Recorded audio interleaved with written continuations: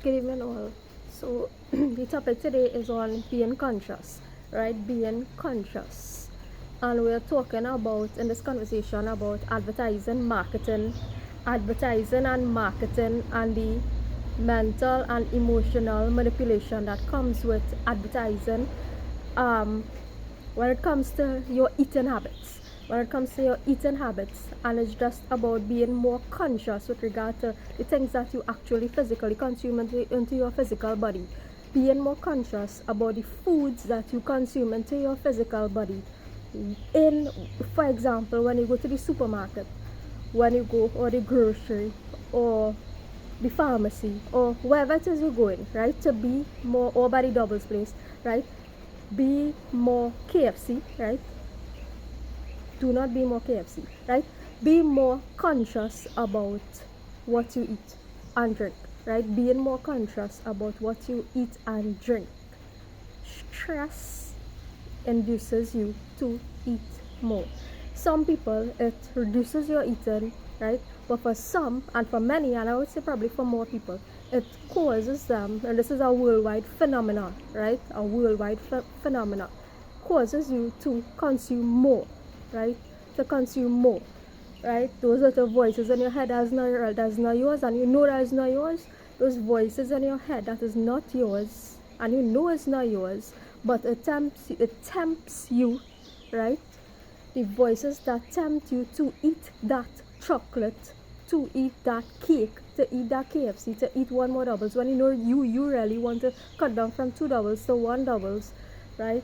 The voices that tempt you to eat more than you should be eating, right? So that's what we're talking about, to not get swayed by the nice billboards, right? If you're in a relationship, not be swayed by the nice billboards with the lady in the bikini washing the car, right? Not be swayed by that big billboard, right? Naturally fair billboard, right? Not be swayed by whatever it is. For me, Church's biscuit, because I love Church's biscuit, but I passed it straight last time, right? Not be swayed by the things that you do not want to consume, but advertising makes it more attractive to consume, right? More attractive to consume. Not be swayed by these things. That's what we're talking about, right? Whether it be people, being swayed or tempted by people, or being swayed and tempted by things that you actually physically consume into your physical body, right?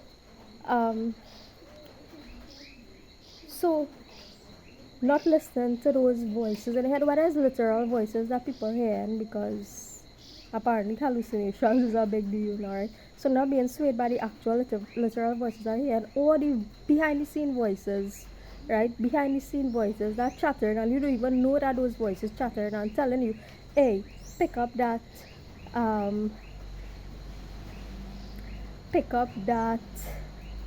preserved mango, right? Or pick up that um, when you know you have nice stash mango, right? Or pick up that Cadbury fingers, or pick up that whatever it is, right? So not to be swayed by these voices if you do not want it, right? If you want it, is something else. But it's to recognize when is stress causing you to do that, right? To know the difference between when you actually want something, right, versus when a situation or environmental something in your environment is inducing you or causing you or pushing you to just pick up your car and go on in a haste, in a rush, without thinking, unconsciously, right? You unconsciously, just for example, if you have an argument at home, right? An argument at home, you just pick up yourself and go by the grocery and buy a bunch of snacks to eat, right? So this is what being conscious is about, is recognizing when situations internally or externally prompt you, right?